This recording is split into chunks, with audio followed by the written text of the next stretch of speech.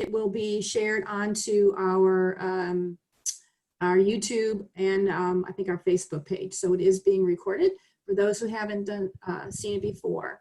So they also, the next question is from Lisa, what is the most amount of eggs that have been laid in our particular nest? As far as we know, only 2 at a time. We've seen inside the nest several seasons through the cameras, but we've only seen as most as 2 eggs at a time. There are other eagle nests around the United States, and I think Kathy and Bill have been monitoring some eagles, I think in Florida, and Tom has as well, that have had up to 3 eggs at most, but ours just 2 at a time. Okay. All right. So our next question is just that we know that the bald eagles don't have feathers on their heads when they're born. Is it for cosmetic or do they have specific function? Do we know that? Wow, that's a great question. I don't know the answer off the top of my head. Maybe Bill or Kathy or Tom might know the answer to that. Do one of y'all want to take that question? Bill and Kathy? We missed the question. Would you repeat the question? Oh, okay, sure. The white feathers on the heads of the eagles, do they have a cosmetic function or is there a reason? Does it have any specific function or is it just that's for the Yes. They get their white feathers when they're 4 or 5 years old, and that shows that their sexual maturity, and that kind of helps the young because they're not seen as a threat because they're not after a mate. So once they have the bald head, they start fighting over mates. And territory. Does that cover it? Yep. All right, so Diane wants to know, we know that there's been an increase in the number of eagles in the DFW area. What's a typical size of a pair of eagles territory? What's the range for a pair?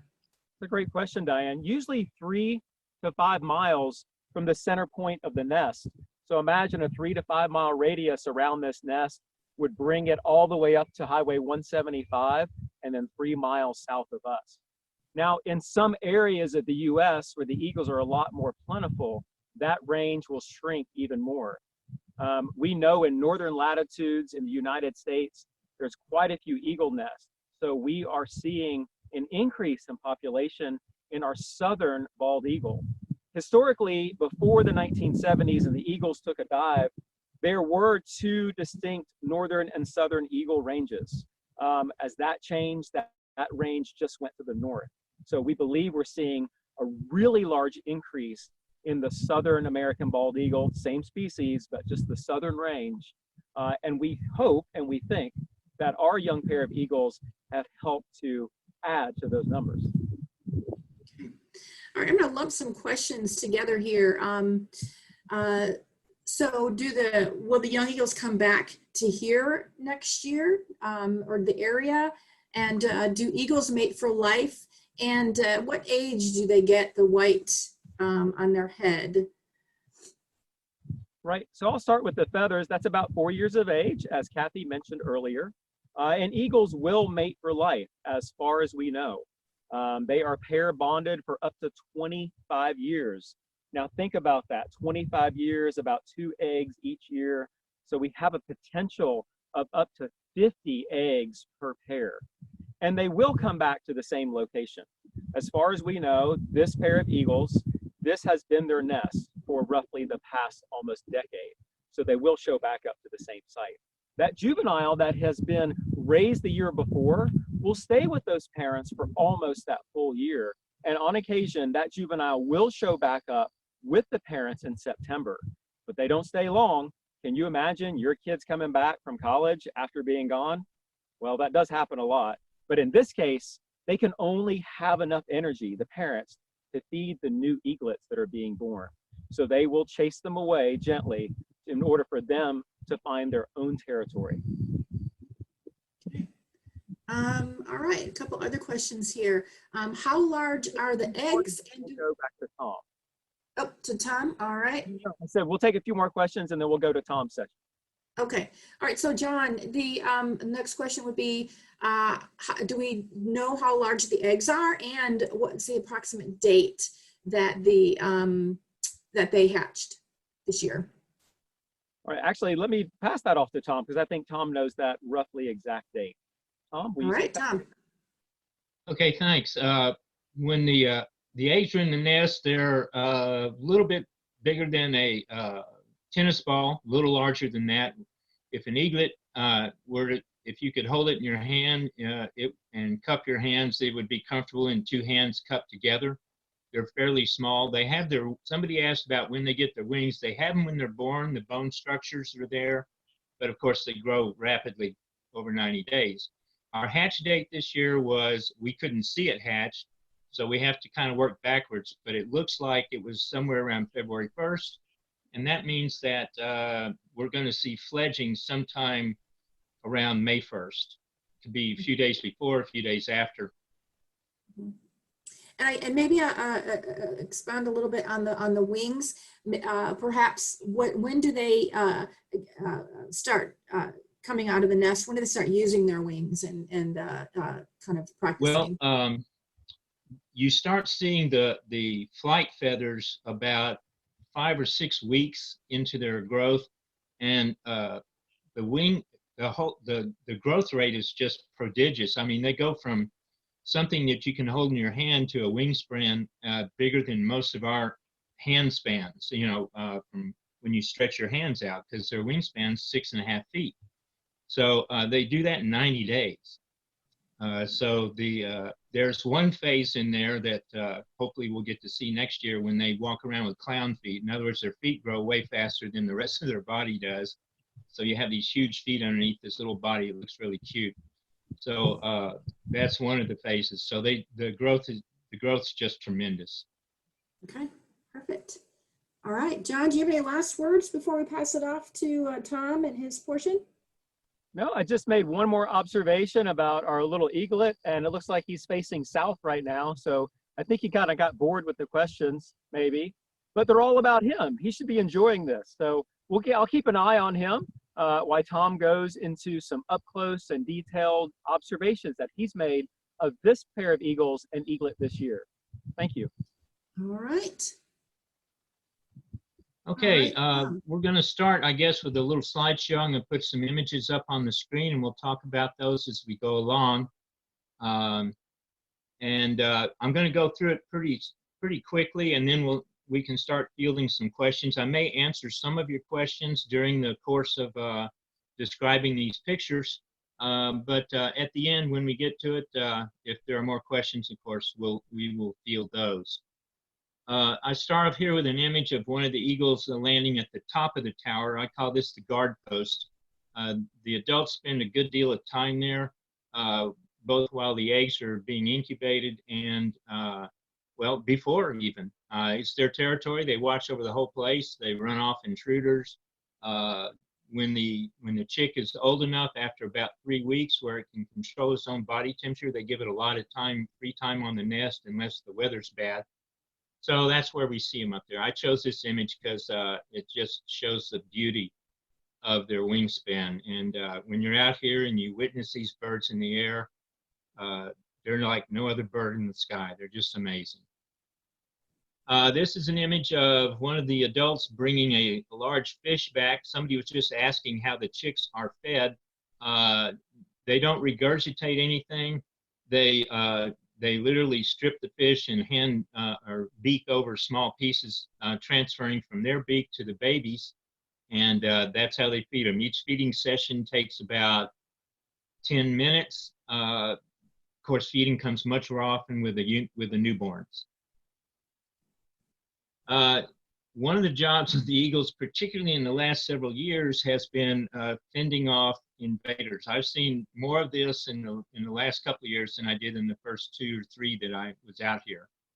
This is a red-tailed hawk, and the eagle is, they're kind of doing a flyby with each other. I was thinking, made me think of the episode of Top Gun when they first met the Russians. They flew past each other at high speed, and then the eagle banks around and chases.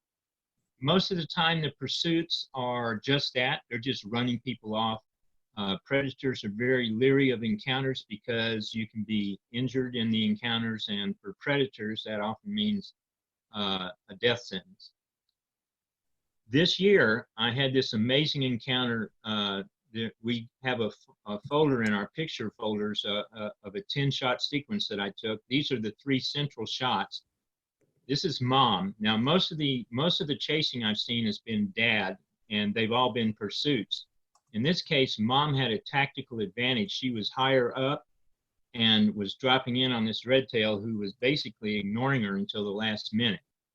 So she's got, right here in this shot, she's about maybe 30 or 40 feet higher, and she's coming in with enough speed that she doesn't have to dive or attack. She's thrown her wings back to reduce air drag. She's got her claws out, and she fully intends to engage this red tail. Now the red tail sees her, and he's spinning over upside down, and he's throwing his claws out in order to protect himself.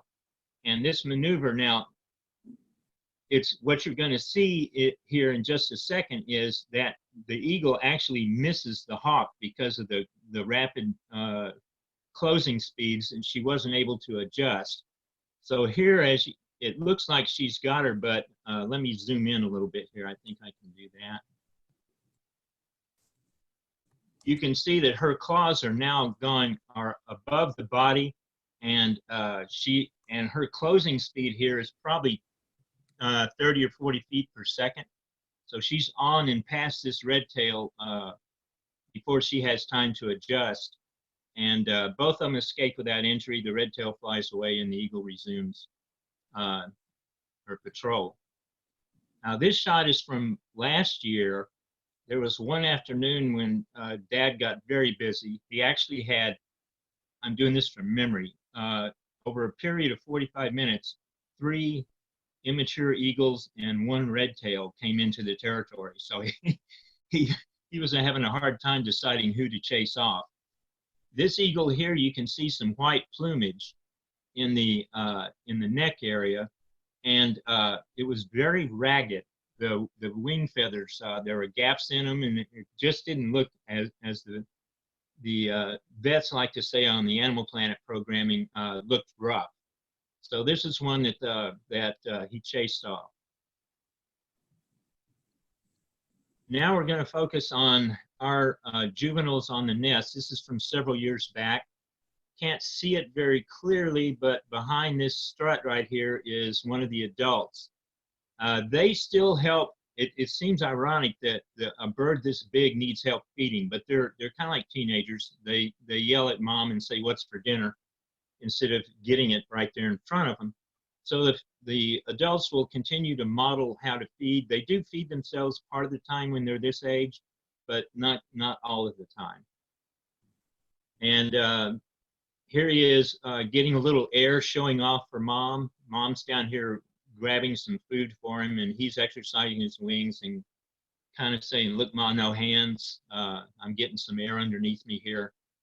So this is getting very close to what we call branching. That's when the eagle stops flying up and down and starts flying out onto the struts of the tower. It doesn't show here, but down, if you follow the cursor down in the corner here, there's a flat piece of metal that they can actually land on. That's larger, that's an extension from the nest. It's sort of an under support for the nest. It looks like he's grabbing a stick in this image, but actually the stick's in the foreground. It's part of the nest.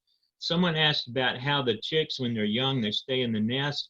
The nest is built in a bowl shape, and they put a lot of twigs around the edge, and I refer to those as crib rails. It kind of keeps them in while they're flopping around trying to figure out how to move, and that keeps them from falling out of the nest. This is an eagle from several years ago who did fledge. We had one mishap. We had a very windy day, and we had one eaglet fledge at 75 days, which is about 10 days before they would normally do it. Literally got blown off the nest. And the eaglet made it back to the nest that very same day and stayed there for the next 9 days. Did not try to fly again until he felt more ready. Here's one of the eaglets resting on the tower above the nest. they spend a lot of time around here when they're first learning to fly. They will go down to the ground, but they don't go very far.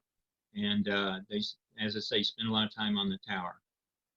I recall one time when Dad came in carrying a fish and happily announcing the meal, and both of the eaglets at that time totally ignored him.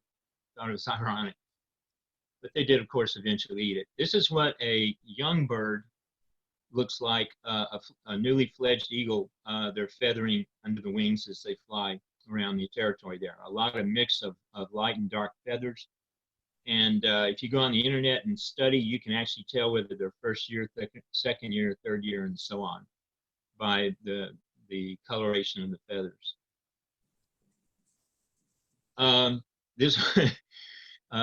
John was talking a minute ago about having a phoebe up on the tower. This is a kingbird up there harassing the eaglets. This is the price you pay for becoming an adult. We all have seen flocks of small birds chasing the raptors, whether they be hawks, buzzards, whoever gets close. And that's what we're seeing here. This bird's dive bombing our young eaglet. This is JBS 13, took this 2 days ago. He's not doing much in the way of exercising, as I've indicated on Facebook, but he will be ready. Now, the last time we had a single eaglet, he took the full 90 days. It wouldn't surprise me if this one goes 90 or 93 or 4 days, which would put it into early May. Last, we have an eye candy shot. This eagle was actually perched on a large dead tree just a short distance from the wetland center off to the northeast. And ironically, both the eagle and I were unaware of each other until kind of the last moment. I was walking slowly, not making much noise, and the eagle was concentrating on something off in the distance.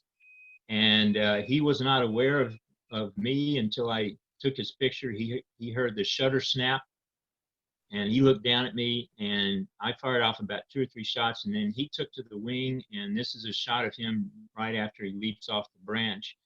It's beautiful here. You can see how the claws are highlighted against the tail feathers, and the curvature on those things is amazing, and it helps you to appreciate just how powerful they are and that grip. They tend to catch prey within just a few miles of the nest because it's not fun hauling 4 pounds of fish or a small mammal back to the nest over great distances. So they tend to hunt pretty close. I believe that's the last image. So we can throw it open to questions. I guess, Linda, you'll relay any questions to me real quick? Yeah. Are you able to see them as well, Tom? Because I've been noticing you've been not in the share mode. Okay. You can take it out of share mode. Oh, okay. All right, hang on a second.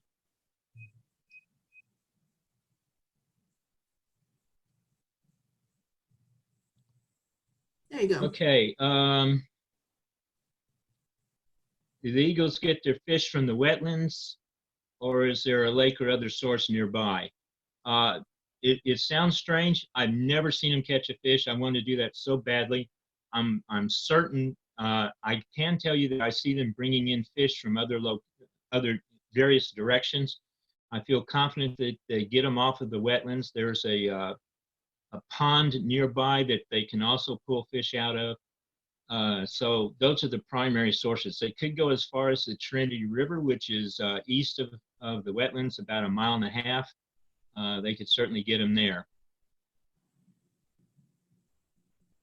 To my knowledge, the eagles do not spit up pellets. I think Bill and Kathy could probably answer that maybe better than I can. Questions about severe weather and the eagles. They have survived everything that nature's thrown at them so far. The nest has survived. I'm confident they've experienced 80 to 100 mile an hour wind gusts. Whether they're actually staying on the nest at that time, of course the young are there, but I've not seen chunks of the nest taken out or anything like that. As far as the lightning strikes go, I've not been out there, so I don't know if the eagles fly down into the trees to escape or not. But they're not necessarily at risk even if lightning strikes the tower, because the lightning comes in all forms of strength and conductivity, which means which way the lightning goes. It really, really wants to go to ground, the lightning does. So out on the tower arms, they're less likely to experience a major flow of electricity. Were there some other questions, Linda, that I Yeah. missed? So, let's see here.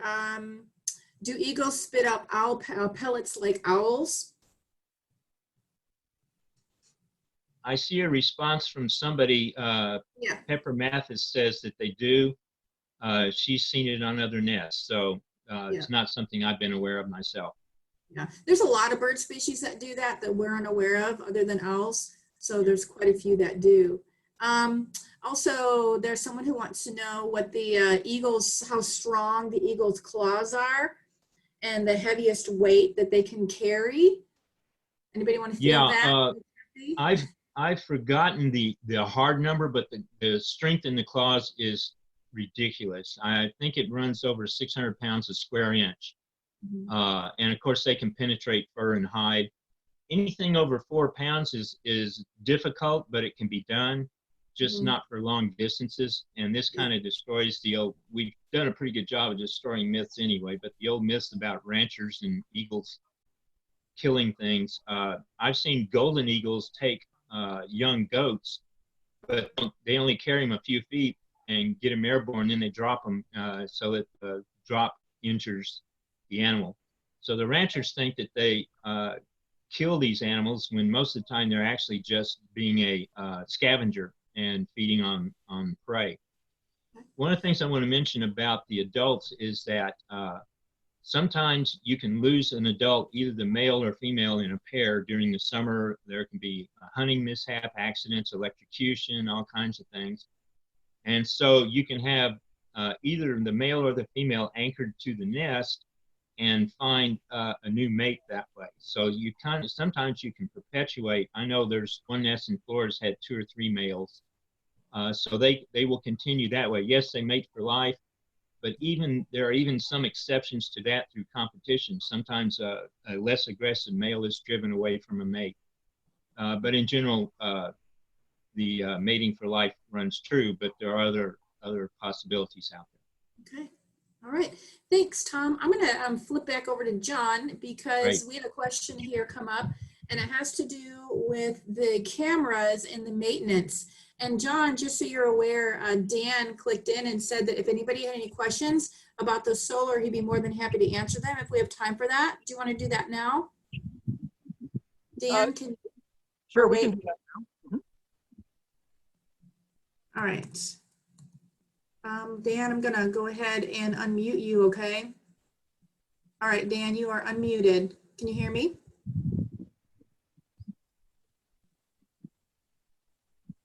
Okay, I'm going to ask to start your video as well. Dan, can you hear me?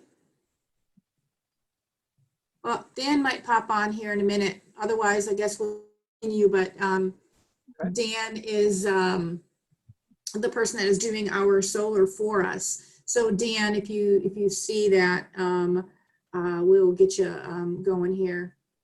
All right. So John, if you want to, any more questions for John or Tom, and then Yeah, I'm going to talk about the habitat a little bit first and why we monitor, and then we'll follow up with some more questions from that. To give everyone a sense of place, is we are in the middle of the East Fork Water Reuse Project.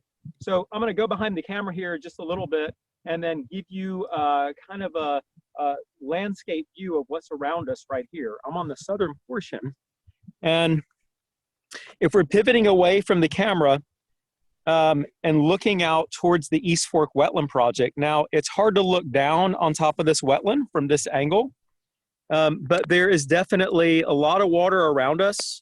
The wetland center, it's really hard to see, but it's off in the distance, about a mile away. And so between here and that location is over 800 acres of man-made wetland. Now, even beyond the wetland center, as we travel further north, is another 1,000 acres of a man-made wetland that we call the East Fork Water Reuse Project. This wetland was constructed and designed and is currently monitored by the North Texas Municipal Water District, one of our founding partners. North Texas Municipal Water partnered with the Rosewood Corporation about almost 15 years ago to build this project, to reuse water that has been coming out of wastewater treatment facilities. And we capture that water here at the very north end of the project. And as the water flows through and is pumped into the wetland, it takes 7 to 10 days for the wetland to filter out impurities such as nitrate, phosphate, and ammonia. And then from the southern portion of this wetland, the water is then pumped from here 43 miles underground all the way back to Lavon Lake.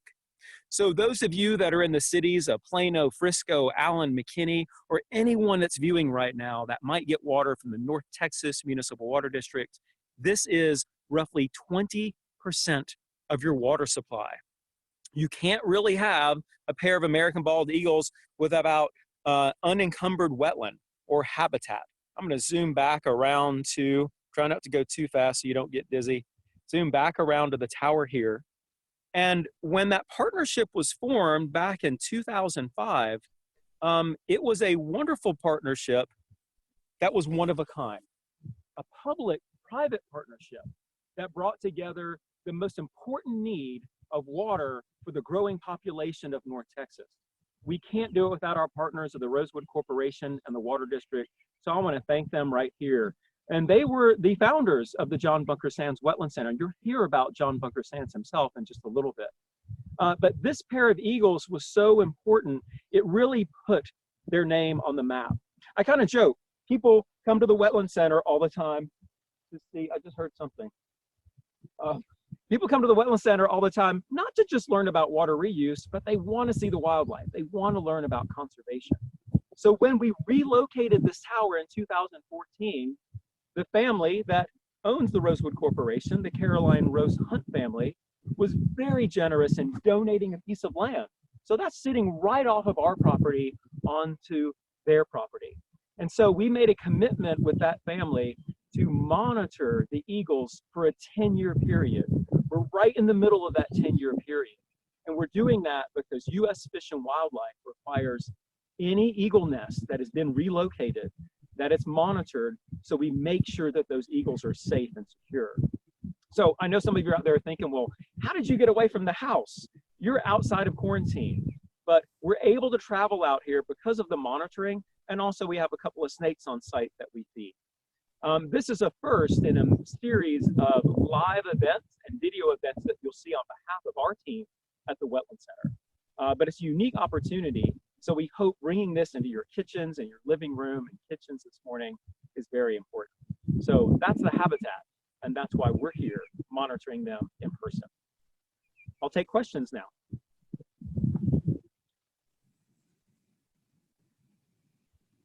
Uh-oh. You're fine, John. You're good. Oh, sorry. I Yeah, thought sorry about that. I forgot that you can't see. Yeah, so a question that hasn't been answered yet is, do they only make one nest for their whole life? And are the nests passed down from the parents to their offspring? I know the answer to the first part, but not the second part. I've heard of many incidences where the nest has been used by multiple families over periods of time, but usually an eagle family will build one nest and continue to build upon that nest season after season.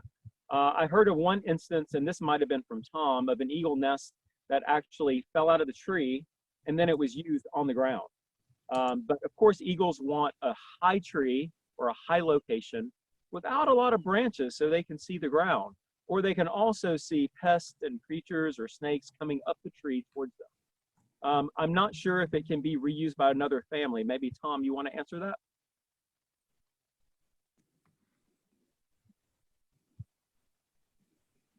Okay. I had not heard about the nests that fell to the ground and with the eagles. I find that very interesting, but they're all survivors, so they make the best of whatever situation. Right. I'm aware of the Decorah, Iowa eagles. They actually have 3 nests that they tend to use, one more than the others, but they have 2 other locations that they will use from time to time.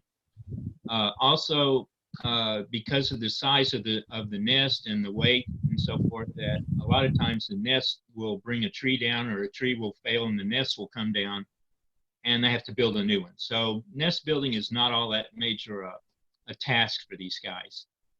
They build them as they need them. Now here we have a very sturdy setting, and these eagles have the luxury of building a slightly larger nest in terms of diameter for their young, because of all the support that they have. Usually the tree limb arrangement, the trunks dictate the size of the nest. Okay. All right. So thank you, Tom. I just, Dan, can you hear me okay? I'm asking for Dan on the questions on the solar, but I guess something's not going right with his microphone. So, but just be aware that if you do have questions about that, he will definitely answer them in the chat room. So if you have questions regarding the solar and how that all works, go ahead and type that into the chat room, and Dan will go ahead and just answer you that way. All right. So, since we're done with questions there, we're going to move on, John, to Bill and Kathy, correct? Yes. All right. So Bill and Kathy have some great information and some great things to share right now with y'all. You probably saw their video about the eagle and the short clip there. That was very creative. Thank you, Bill, for doing that. That was great. So Bill and Kathy, you're on. Hi, Hello. go ahead. I'd like to welcome you to our 7th annual Eagle Talk. I started these Eagle Talks in 2013 because people were coming to the center and they were scared to walk on their own. They thought it was too far. They thought they'd get lost. So I asked John if I could start leading the Eagle Walk. And so we had our first one in 2013 at the old tower. And what we do normally each year is we meet at the center and we hike to the nest, to the tower. It's about a 30-minute hike. And then Bill and I have scopes and shade and chairs and refreshments, and we all sit around and we visit, and we sit there for about an hour just waiting for movement from the eagles. And I arrange these talks where we usually have we'll see at least one adult and one eaglet. I schedule them about now when the eaglet is very active, right before they fledge. And so I can almost guarantee when you do an eagle walk, you'll see maybe 2 eagles. And this year we're doing it kind of differently. I asked permission to get a video of the eaglet to share with y'all. Before I show you the video, I would like to share about the man who made it possible, John Bunker Sands. So John Bunker Sands, he was a cattle rancher here on Wetland, and his parents were Caroline Rose Hunt and Lloyd Plummer Sands. And he used to have his cattle here, and the land flooded, he would see the wildlife and the waterfowl come in. And his family, in his memory, they donated the wetland.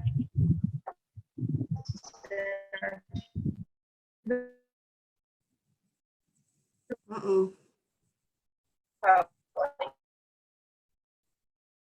Yeah, Kathy, Bill, you're cutting out a whole lot now. Is everyone getting the same thing? And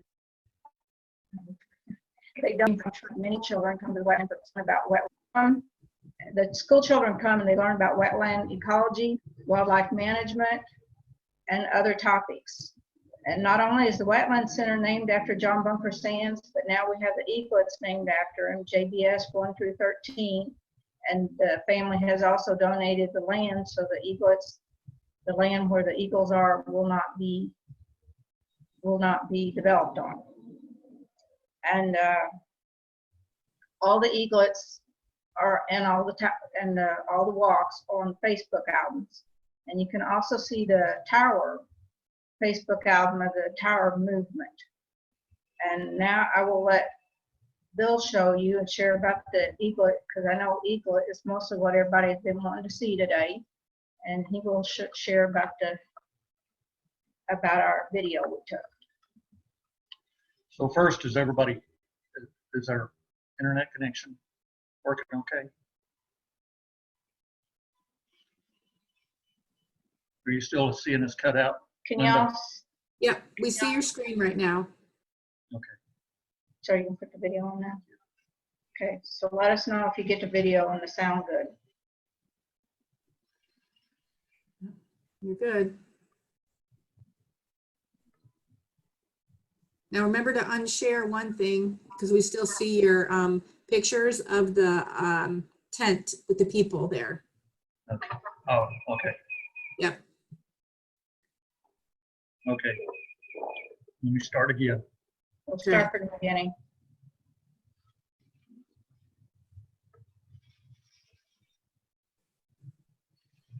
We'll get there. Give me a moment. No worries. Okay, I want to share something else too. I've heard some people say like the eagle location should be secret and we shouldn't share it because the people will bother the eagles. We're very lucky that we have a location at Wetland where we can share the eagles and not disturb them, because there's a good distance between us and the eagles and it does not interfere with their activity. Ready? Yeah. All right. So this is a short, little over a minute video that we put together from our trip out to the wetland. It's been a little over a week ago, Thursday. Shows the eaglet and the adults.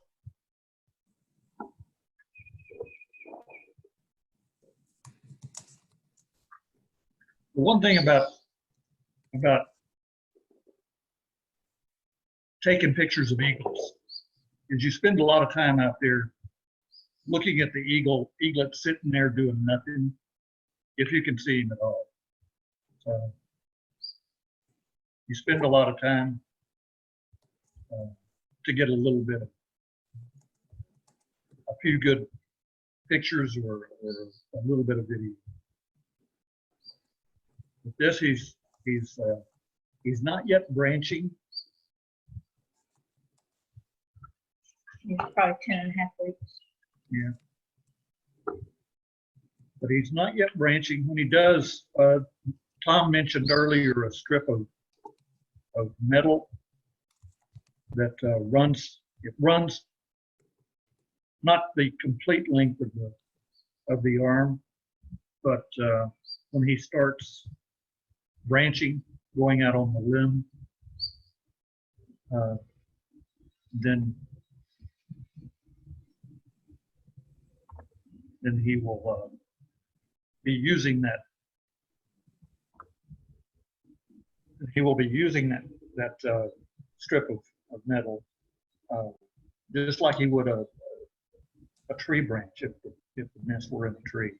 And he'll walk back and forth along there, testing his wings, trying them out, taking little short flights before he fledges. But we've got another longer video that will be available on the Facebook page soon after this is ended. And also, I believe they're going to be putting it up on YouTube as well. But I think that's about all I have. Linda? Tell them about the other tape. I just did. Good now? You good? We're good. All right. Does anybody have any questions about just the history of the eagles or history of John Bunker Sands, we can also talk about that. Someone did ask a question here about if we've ever banded any of the eaglets, and the answer to that is our goal, is to one day band one of the eaglets, because we want to know where they go. That's a question that we get a lot. So hopefully one day we'll be able to do that. That requires quite a bit of logistics and getting things together with the right people. So yes, that is our goal, to do that at one time.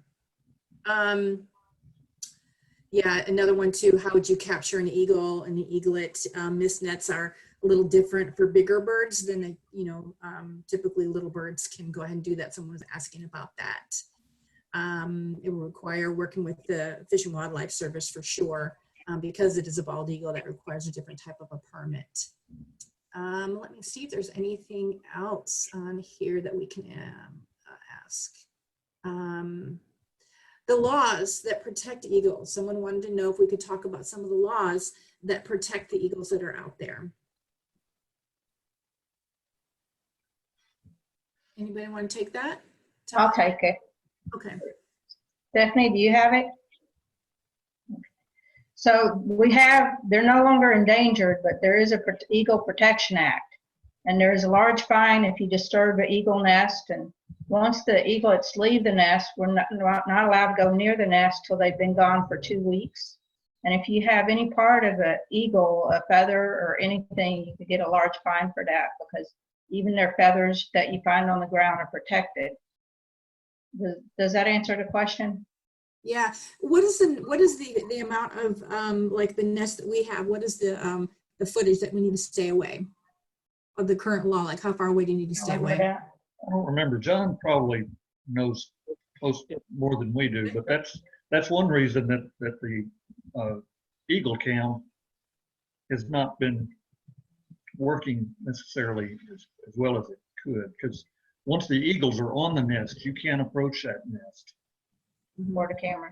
John nodded his head that he knew the distance. Yeah, it's 700 feet that we have to observe around the nest, that we cannot touch it or get near it, especially when they're there raising young or laying eggs.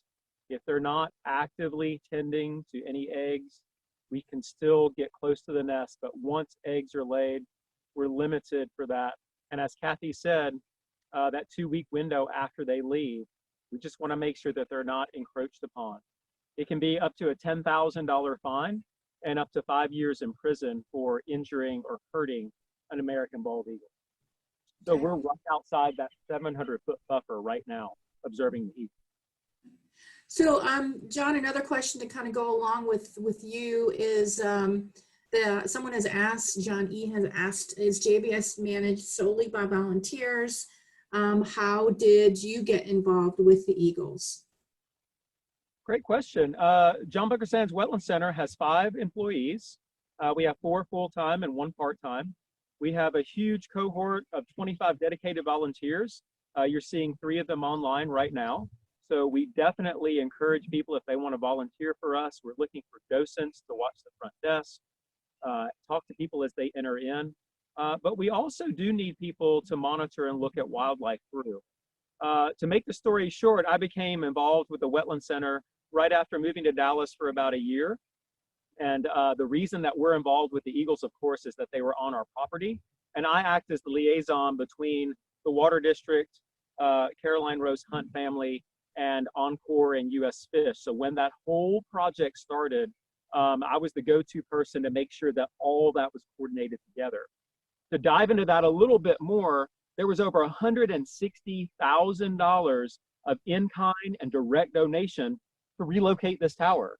That's huge. It's probably the most expensive relocation that we know of from U.S. Fish that has ever occurred. And at the time that we did this, we knew it was a 50-50 chance that it would work or it wouldn't work. Well, we're so glad that it worked, that we can showcase these eagles to everyone here. But we'd love for you to come out and volunteer at the center. Once we get back open and in full swing, we're definitely going to. Yeah, and we did have a question earlier, how old do people need to be volunteers at the center? And the answer to that question is 16 to come out to the center. We do have some other larger kind of events to do groups, for instance, like our highway cleanup. And there we don't require 16, but we do require parents to be with their children when they come out. So we do have a process. We do have an application that people fill out. And then we meet with you one-on-one to find out where your talents can best meet the needs at the center. So yes, if you're interested in being a volunteer, just get in contact with us and we will definitely get back with you. Someone also wanted to know, do we know how old the adults are at all, an estimation? Yeah, I would estimate that, so they've been breeding now for 9 years. So I would estimate they're probably between 13 and 15 years old, probably about 13 or 14. That'd be my estimate. I don't know, Bill, Kathy, Tom, you want to address that too?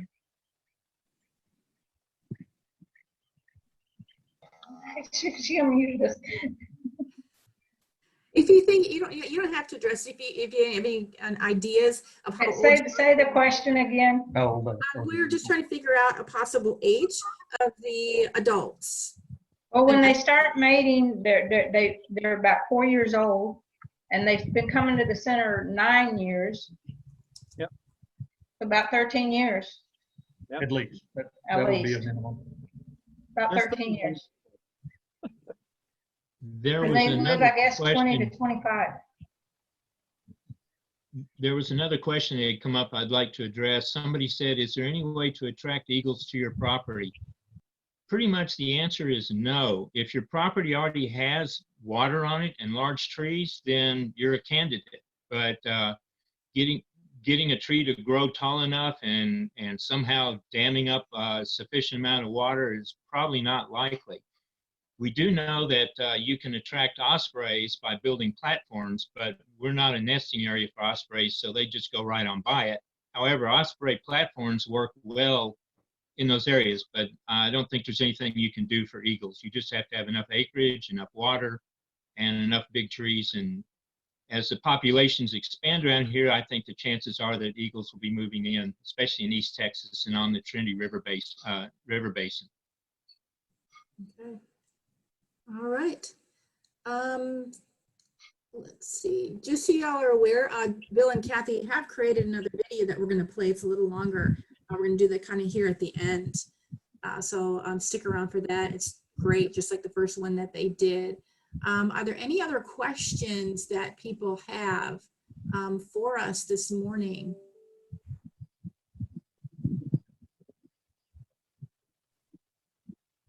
What's the average lifespan of an eagle? Probably about 30 years, 30 to 35 years. If they mate for life, about 25, and then they're about 4 years old when they start mating, so about 30 years old. Okay. All right.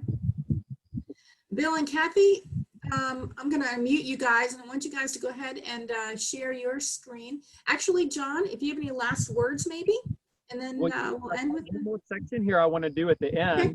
And want to talk about what the eagles are doing right now at the tower.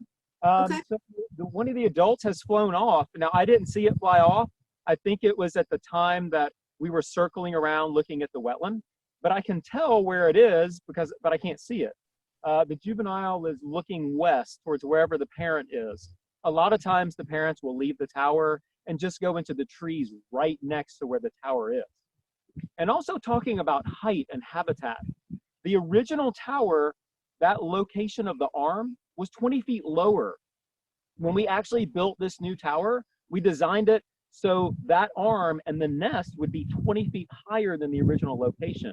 That way it would be the most ideal habitat for that eagle. It is the highest point within a 5 to 10 mile radius of their nest. So we knew that that could be attractive. It is, as Tom said, really hard to attract eagles to your backyard, but wouldn't it be wonderful one day to have eagles up and down the Trinity River? I do have some final words, and I just want to thank everyone for making this a possibility. We literally went from not doing anything virtual to this in about 3 weeks. This is the beginning of live in the field every Saturday morning at 10 a.m. I'm kicking off the first one, and then our team of naturalists and educators will come out. We'll transition away from Zoom for some of the other ones to Facebook. So you'll see some live Facebook streaming.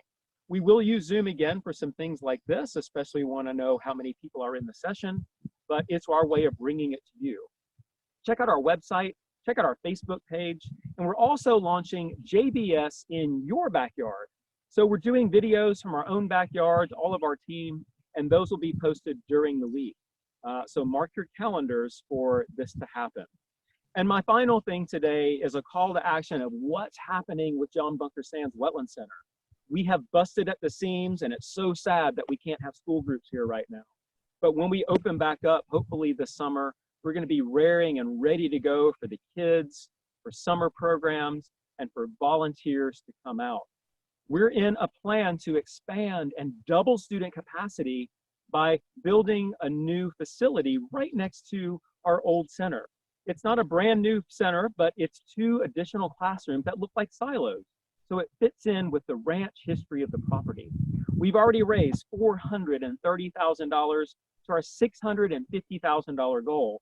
So if you know someone, or maybe you have deep pockets, we would love to get your donation.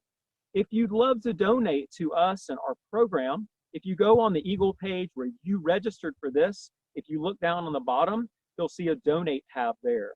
We'd love for a donation to help us keep these virtual programs active and engaging. Keep tabs with us on our Facebook page, and maybe you can come out and be part of our team in the future.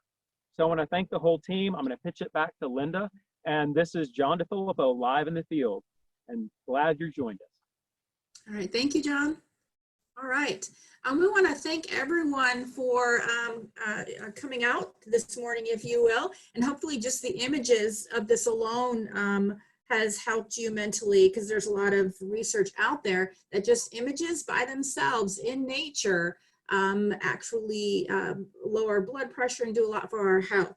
So hopefully this will do that for you. We want to end today with a video that Bill and Kathy did. It's a longer video that kind of strung some things together. It's great. So we're just going to end with that. I'm going to, again, thank our staff for helping get this together. Don't forget about Live in the Field every Saturday, 10 o'clock. We will have, Stephanie is going to be out next Saturday. So she'll be on at 10. We'll be looking on our Facebook page and on our webpage when exactly it'll be at 10, but it most likely will be probably either YouTube or Facebook streamed. So Bill and Kathy, if you want to go ahead and share your screen, and then we can go ahead and take a look at your video, and we'll just end with that at the end, everyone. Thank you. First off, I think we want to say thanks to the staff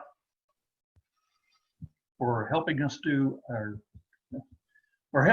keep our streak of Eagle walks going this year.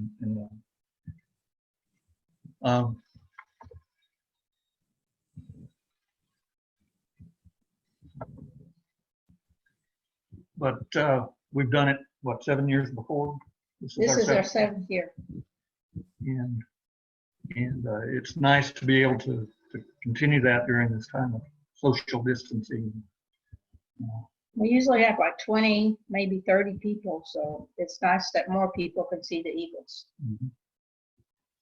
All right, we'll end with this video. It's about 4 minutes long if you want to stick around and watch.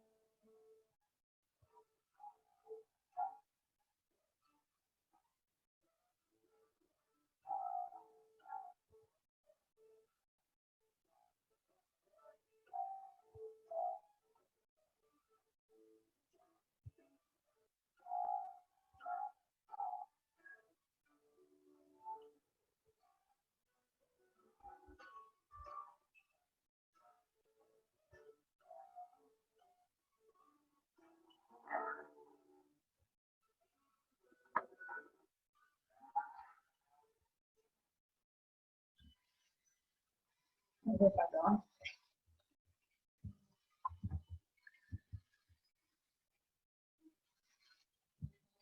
Can't hear you.